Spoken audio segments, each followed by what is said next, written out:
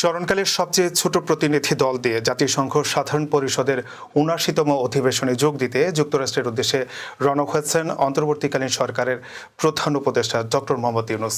এবার ৫৭ জনের বহর নিয়ে যুক্তরাষ্ট্রে আসছেন তিনি। সোমবার ভোরে কাতার এয়ারওয়েজের একটি বাণিজ্যিক ফ্লাইটে হজরত শাহজালাল আন্তর্জাতিক বিমানবন্দর থেকে নিউ ইয়র্কের উদ্দেশ্যে রওনা হন তিনি।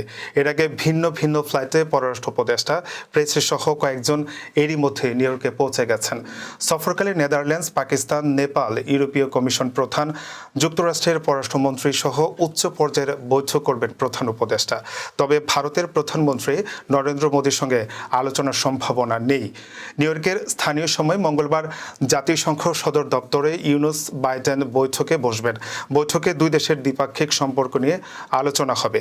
পাশাপাশি আঞ্চলিকভাবে অন্তর্বর্তী সরকার যে প্রতিকূলতার মধ্যে রয়েছেন সেটা নিয়ে বাইডেনের সঙ্গে আলোচনা করতে পারেন ডক্টর ইউনূস।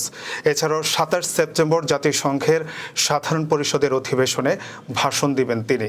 প্রধান উপদেষ্টার ভাষণে আন্তর্জাতিক শান্তি রক্ষায় বাংলাদেশকে সুদৃঢ় অবস্থান, জলবায়ু পরিবর্তন, বৈশ্বিক সংঘাত, রোহিঙ্গা সংকট, টেকসই উন্নয়ন লক্ষ্যমাত্রা অর্জনে উন্নয়নশীল দেশগুলোর সমস্যা, সম্পদের অবৈধ পাচার রোধ, অভিবাসী অধিকার রক্ষার মতো বিষয়গুলো তুলে ধরা হবে বলে জানিয়েছেন পররাষ্ট্র উপদেষ্টা তৌহিদ হোসেন।